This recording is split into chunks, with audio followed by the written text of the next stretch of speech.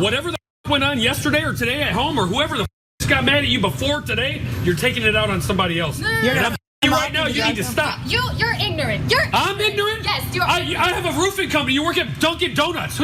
Customer service representative. I made $350,000 last year. I'm ignorant. Yeah, the cops. What do they pay you? $12 The cops are on the way. We already made a report. They're not on their way. And you, last day of your job. So sad. So I don't care what the argument was about. Okay? I don't. I know you are an adult, sir. I know you are grown, and in front of you are children, young people.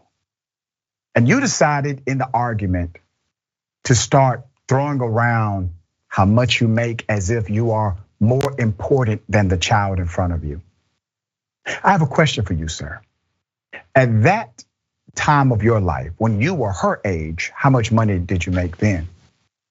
Also, do you really believe your money defines you? Because as easily as you made your $350,000, you could easily not.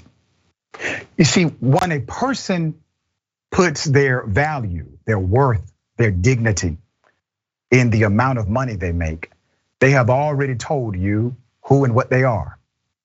They are individuals who have no identity beyond status, influence, power, and money.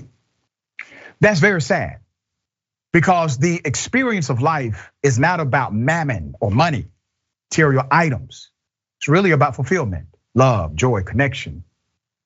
If you have missed that part, you can be no moral giant against somebody else, not even a child. So let's be very clear. Whatever the argument was about, I do not care. What I am concerned about is how adults treat children in any circumstance, period. That was a child in front of you, regardless of the context of employment and customer.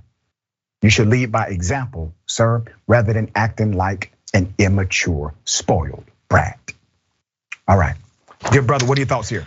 You know, you can't, as that guy said, like, you work at Dunkin' Donuts. Okay, but you're eating at Dunkin' Donuts.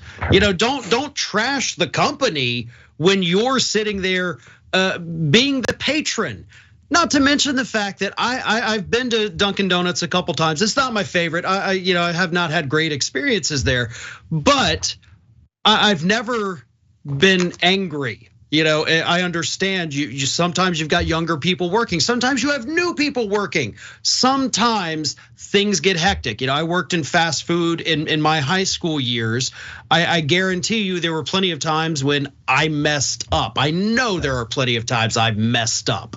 And luckily I never had anybody go to that level of outrage, but this guy's also talking, I don't care what happened at home yesterday that made you so mad. No, what happened to you at home that made you walk into a Dunkin' Donuts already at a level 9 out of 10 to make you boil over? Because clearly something had already happened to this guy that made him just one small coffee away from unloading on these two individuals who clearly, again, they're children, like you said.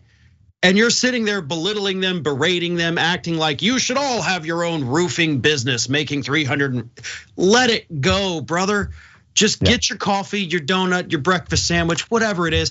And if you're not happy with Dunkin' Donuts, if it's taken a little too long, guess what?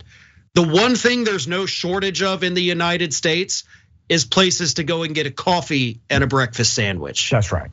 That's right. And to the young people who work at that Dunkin' Donuts, things like this may happen. Utilize it as an opportunity to grow and understand what you will never become in your life. Allow these examples to create a lesson that says, I will never be that person. I will never be that person in my life. All right? That's how you use that lesson.